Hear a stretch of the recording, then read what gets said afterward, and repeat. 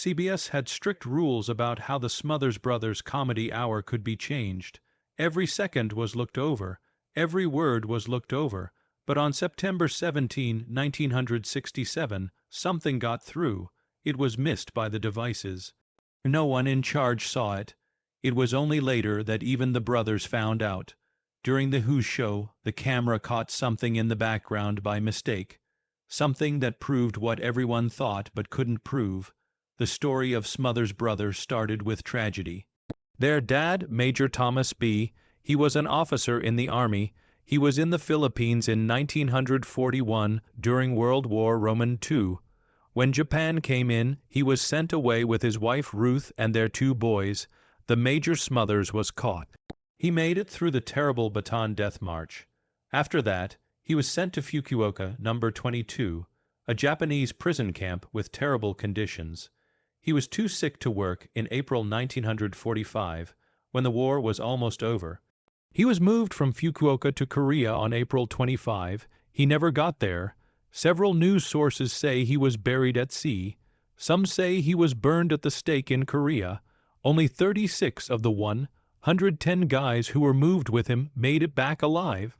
The last person to die was Major Smothers. Ruth was left to raise Tom, 1937, and Dick, 1938. Their mother worked long hours while they were growing up in California. They made fun of people who had hard lives for years to come. In 1959, that humor really took off at the Purple Onion, a small club in San Francisco. The brothers were only supposed to stay for 2 weeks, but people loved them so much that they stayed for 36 weeks. People really liked how they mixed folk music with funny stories. A flamenco dancer got hurt one night. Tom and Dick had to stand in for her. Everyone saw how special they were when they showed up out of the blue. They were making $2,000 a week by the end of their run. They were making $2 a night just a few months ago. The Smothers Brothers at the Purple Onion, their first song, came out in 1961. It got them their first job. Before they were in the Purple Onion, they were in a band that Tom started while he was in college. The group was known as the Casual Quintet. Tom was a guitarist. Dick learned to play the bass to play with him. One by one, the other people left, but Tom and Dick kept going. To pass the time, they began to joke around between songs. That was the real start of their style. They found that people laughed as much at their sibling teasing as they did at their music. That teasing between siblings became what they did best. Tom played the innocent one on stage. Dick was the cool brother. They got into a fight in front of everyone. The crowd would roar when Tom said, "Mom always liked you best." It wasn't a fake. They were just that way. People could relate to their entertainment because it was based on real events. They had a chance to get even bigger by the middle of the 1960s. Bonanza on NBC was way better than CBS on Sunday nights. Bonanza was watching by a quarter of all TV watchers in the U.S. It had already beaten Harry Mason and The Gary Moore Show, 2 other CBS hits. CBS made up their minds to try something new. Their goal was to get younger people to come. They thought the Smothers Brothers would be able to do it. Tom and Dick were smart, funny, and unique. They thought they could make CBS look cool again. The first episode of the Smothers Brothers Comedy Hour aired on February 5, 1967. At first glance, it looked like any other entertainment show. They were presented by Ed Sullivan as normal American kids, but after a few shows, it was clear they were anything but normal. It was a joke about the Vietnam War. They made fun of leaders. They talked about important things. Their jokes were smart and brave. They broke the rules every week, and people loved it. They beat Bonanza in the ratings in just 2 weeks. Younger people watched. Advertisers were very happy. Before they started, Tom had asked to have full creative power. Due to their need for a hit, CBS agreed. They were free to say what they wanted after that deal. Folk singers like Pete Seeger, who sang songs against the war, were allowed. On TV shows across the country, they made fun of President Johnson. It felt like every show was a treat. It felt like every show was a risk. At every turn, CBS censors fought them. They fought back, and the banning was often part of the show. Like the hosts, the writing team was brave. Comedians Steve Martin, Rob Reiner, Lauren Michaels, and David Steinberg all got their start there when they were young. They made jokes that were important. They didn't follow the rules for TV. A lot of them changed American humor for good. Saturday Night Live, All in the Family, and The Mary Tyler Moore Show were all changed by their work. Something that no one saw coming happened on American TV in 1968.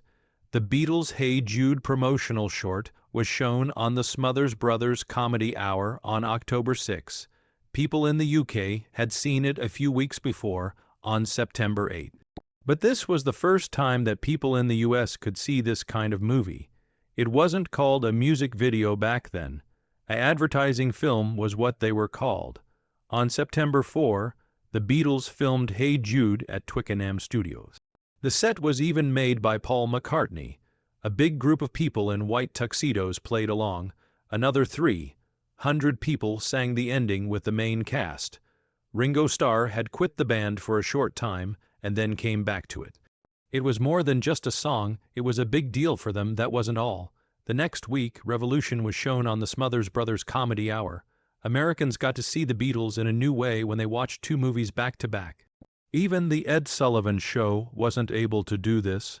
No one else could get to what the Smothers Brothers could.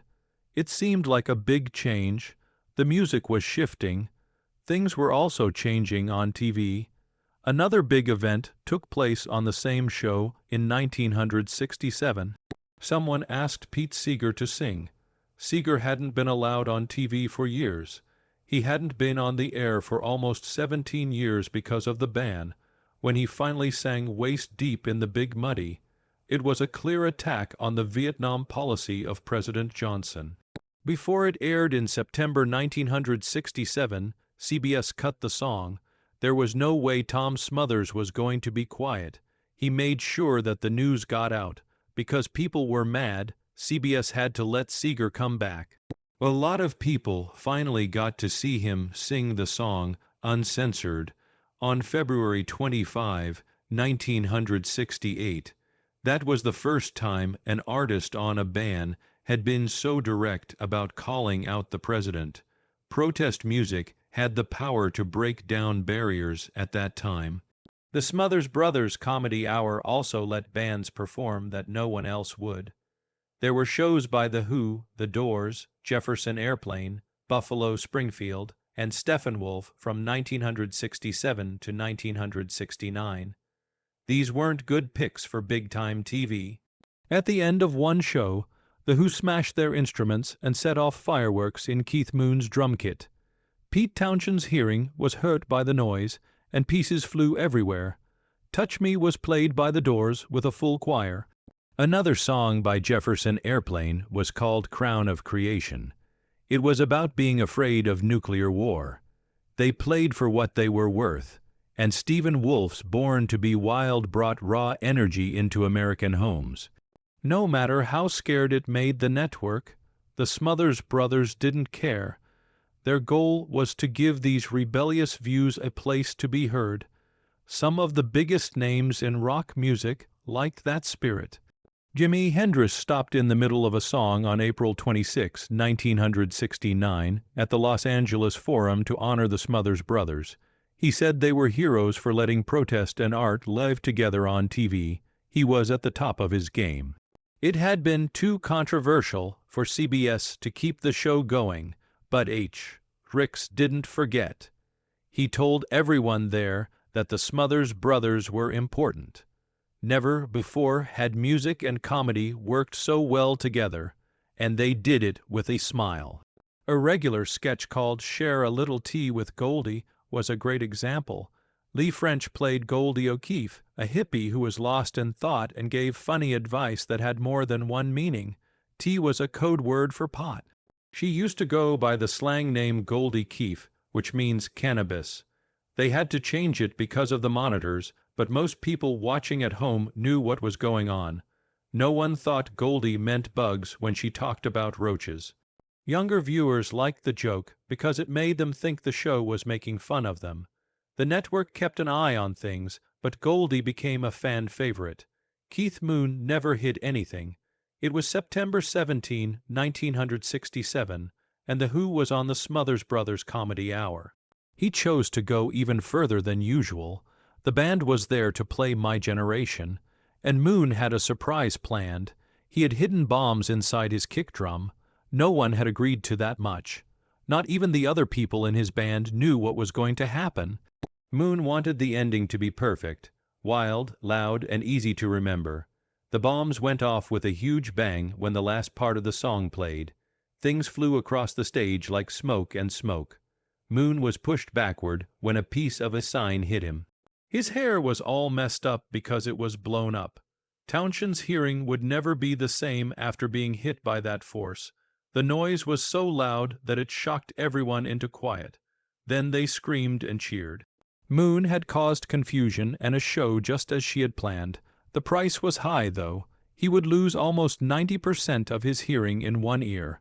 After that, there was painful noise that didn't go away. Even after many years, Townshend still talked about the ongoing pain and how the damage made it harder for him to play the guitar. It was a memorable moment for everyone, and it changed how they did their work from then on. The guitar came next. Townshend grabbed Tom Smothers' acoustic guitar and smashed it on stage while there was a lot of smoke and chaos. She didn't say anything because she was too shocked to. It felt like the right way to end the chaos. It was a loud, angry moment that made it clear who the Who were. No one had ever been brave enough to touch those lines before. The blast and the broken guitar did more than just make the news. It became a famous rock event. Fans younger than me loved it. Older people were very angry. America got something real, raw, and defiant from the show. It made parents angry. Kids thought it was freedom. It really was a split between generations. They wanted it, as did the Who, the Smothers Brothers, and their wild fans. It would be impossible to forget the show. Joan Baez was making trouble too. Everyone knew that she was a folk singer who fought for peace and fair treatment of people. She was born in Staten Island, New York, on January 9, 1941, and had spent her whole life fighting for what she thought was right. Through her protest songs, Baez had already been arrested in 1967, and people who wanted change heard them. She wanted to sing a song for her husband David Harris, who was going to jail for 3 years, when she went on the Smothers Brothers entertainment show. Rather than going through the draft, he spoke out against the Vietnam War. Baez told the audience that she was proud of him on the show, but CBS cut out most of what she said, leaving only a brief message before she started to sing. Baez's edited dedication was just one sign that CBS was under a lot of stress. The network didn't want to make the government or donors mad. The show was so bad that even President Lyndon B. Johnson didn't like it. Johnson had been up until 3 a.m. to call CBS and tell them to take charge of the Smothers Brothers. Nixon then came after them and worked even harder to get them off the air. Back in 1968, Harry Belafonte was booked for the show. A strong show was put together by them, at the same time that Belafonte sang Lord, Don't Stop the Carnival. Video showed cops beating anti-war protesters at the Democratic National Convention in Chicago. It was brave, it was true, but CBS took down the whole show before it ran. It didn't end there, though. Once they were done, CBS sold the 5 minutes they had cut to the Republican Party or to political ads. What was meant to be a sincere protest against political violence turned into an ad for the leaders that were being criticized. The network was clearly on one side. The Smothers Brothers were under a lot of stress by the end of 1968.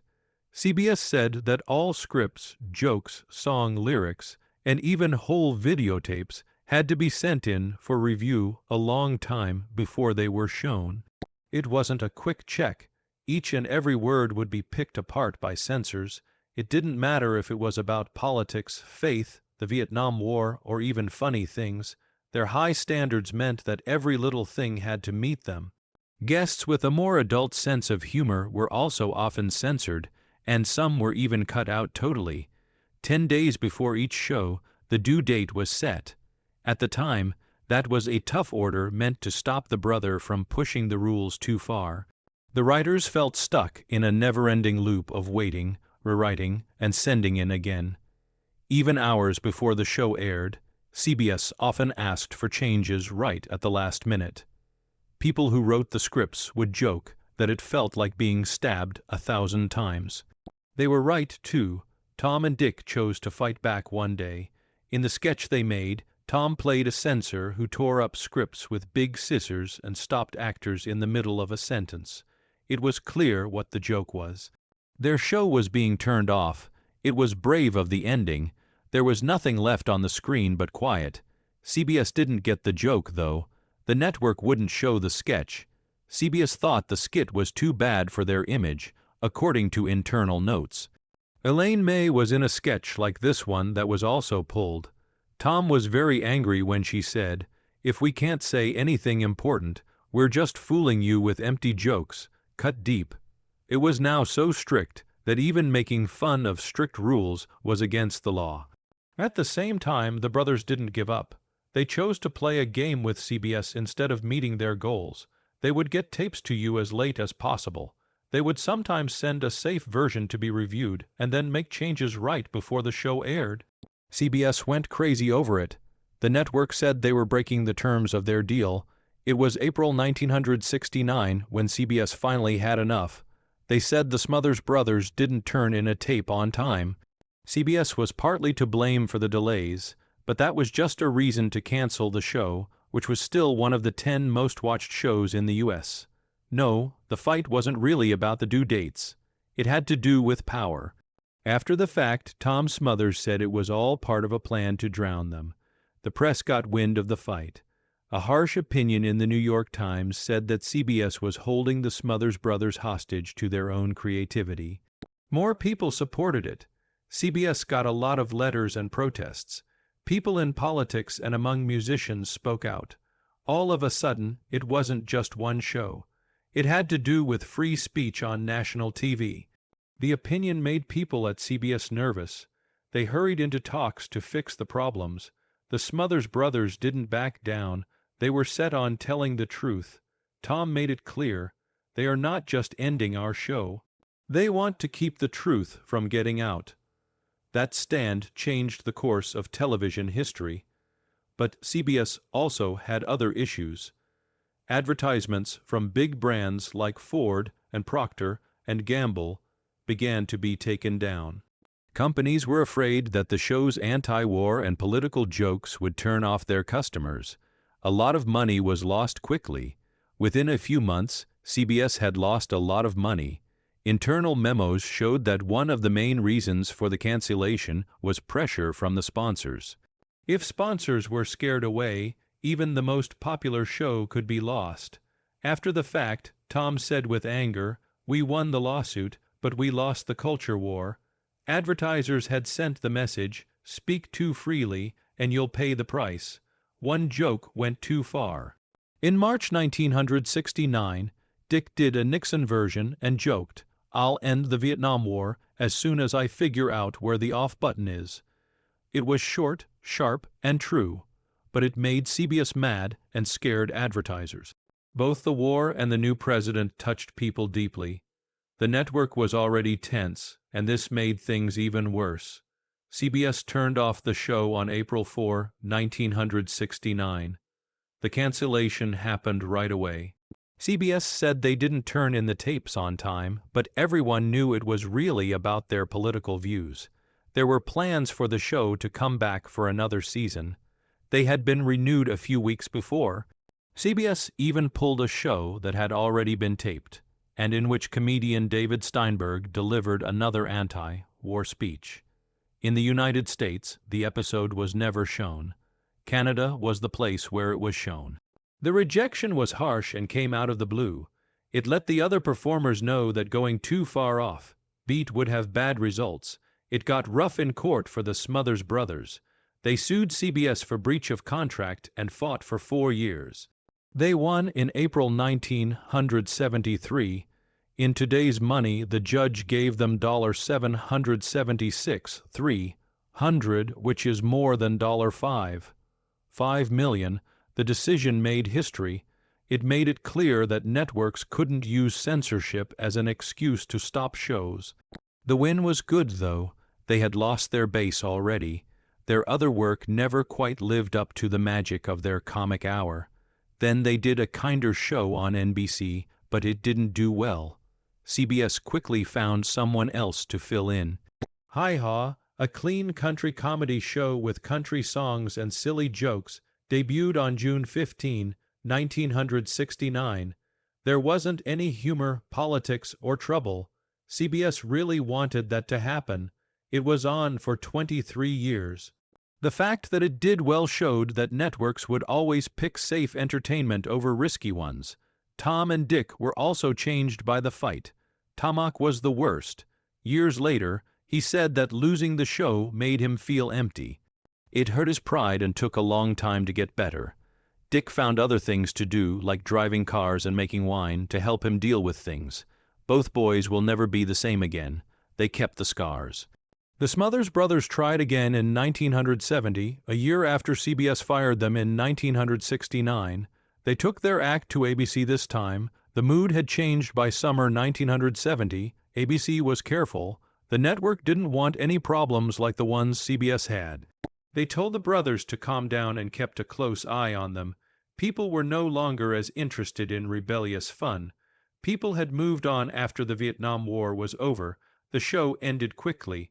ABC didn't give them a fall slot because their ratings went down. People's tastes can change very quickly, as this short run showed. They were on the cutting edge one year and behind the times the next. They tried again in January 1975, this time on NBC. The first episode was really big. With a 50 share, it was the 5th most watched show in the United States. It's not possible to get that many now, but they were successful for a while. There was stress going on behind the scenes. There was a fight between the director, Joe Hamilton, and Tom and Dick. There was no way for Tom to do retakes without losing some of his pay. They couldn't easily meet with writers or talk to the press. Soon, the show's numbers went down, and it fell to the bottom of the list. Hamilton got angry and left. Tom was finally in charge of the last 4 shows on NBC. Some of their bravest work was then, like a joke about cocaine, which wasn't often seen on prime time at the time, and famous people like George Carlin and Ringo Starr. NBC ended the show in the middle of the season, even with these good points. This showed that networks can ruin even the best of comebacks. Something strange happened in 1988. They were fired by CBS almost 20 years ago, but they were asked back for a 1-hour reunion special. The Smothers Brothers Comedy Hour was even the name of the show, the 20th get-together. 3 primetime Emmys were up for grabs with the show. Some writers like Steve Martin and Bob Einstein also came back. The show made me feel nostalgic and calm. Some people liked it, but I felt very safe around it. The political spirit of the past was gone. People liked seeing them again, as did reviewers, but it was no longer new. In the same year, CBS brought them back for a full reboot of their show. It was a strange time. There was a strike by the Writers Guild. The boys stuck to their old habits when they didn't have writers with them. The guests did most of the funny stuff. They had new texts again after the strike was over. The scores went up a little. The show was even nominated for 5 Emmys, but TV had moved on. From March 1988 to August 1989, the reboot ran for 2 seasons. It never had the same effect as the first one. In the fall of 2022, the boys' story was written down for all time. The Performing Arts Collection at UC Santa Barbara took their whole library. It had recordings, photos, music sheets, contracts, and legal paperwork. The director, David Suber, said it should be next to the Library of Congress.